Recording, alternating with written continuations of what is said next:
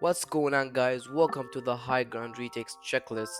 If you learn all of these retakes, you should be chilling for build fights and get some really good mechanical practice from learning them. We're going to be starting with the easiest ones and work our way up to the harder ones. Let's hop into this video. Like I said, we're starting with the easiest ones, so the first one we're checking out is just going to be infinite 90s. The way you do this is you go to regular 90s, and then on the third 90 you need to position yourself at the bottom of the ramp of the next 90. Just like I am here, you don't jump on this one. That's why you don't get jump fatigue. So it's just two regular 90s and then one without jumping. Next up, among similar lines, we have another 90 retake if the enemy is above you and behind you going. This is a great way to get instant high ground all the time safely. The only difference between this and illegal 90 is that you swing the back wall into position before going into your 90. This blocks the enemy angle of shooting you and gives you a free height. Next up is actually the first high ground retake I ever learned. This is all it is what you're seeing right here.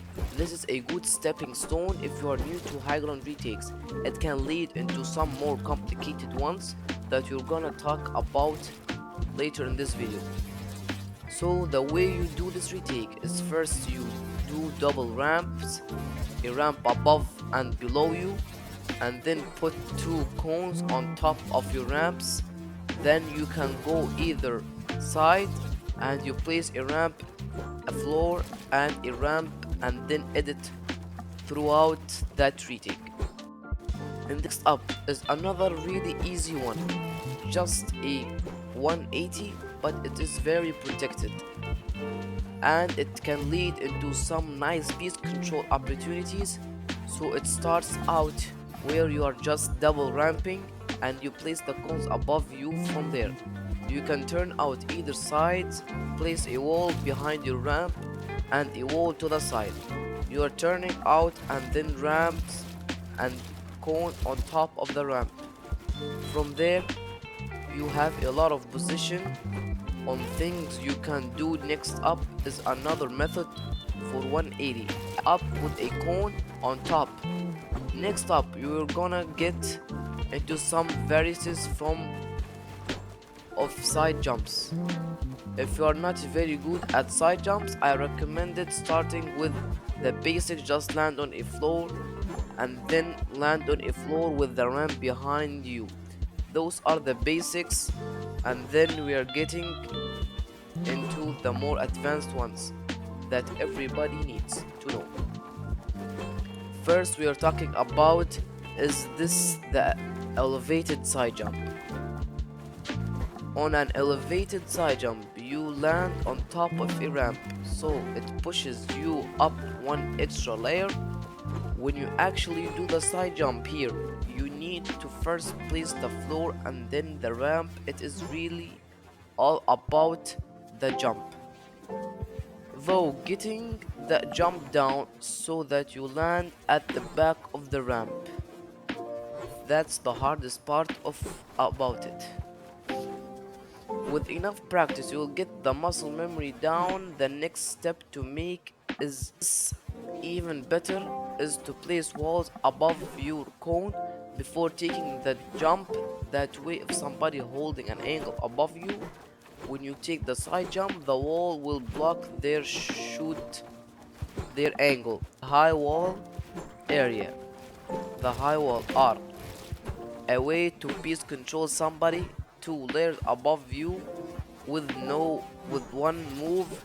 When doing the side jump you immediately place walls way above you and then catch yourself with a floor by placing those walls way up high. It gives you a piece control on the enemy.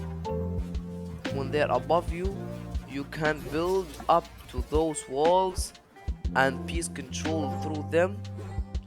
and potentially get your enemy boxed. At this day and age, most champs arena players are doing to be using this in every fight. Next up, we have a really sneaky move that throws a lot of people off. I call it the cone drag retake. This retake, like most starouts, with a double ramp and cones on top, you can go out either sides, and this retake and you drag cones way behind you. Whichever way is going to give you the best position on the opponent. So here it is one more time in slow-mo. The most important part about this retake is placing the walls and cones above you. If the opponent above you it blocks their point of view. Next up, we're getting into ramp flipping. With retakes, this can be used in so many situations to get the muscle memory down. For doing a ramp flipping is crucial. You can see that in the middle of a retake, I flipped my ramp to the side to get up layer. So this one's small flips are super useful because it's like a way up 90 up to high ground without ever exposing yourself. So the way you do this is you double it through the floor and cone, and you place a wall and cone above you. From there you flip the cone and officially you have done a cone flip, but you can do this more than once. I called this retake the spinning high wall. In previous videos you can start this retake in many different situations. Here is one way you just do 180 retake we talked about at the start of this video, with the high wall and cone on top. From there you can do a ramp floor ramp out of the side, and here's the trick.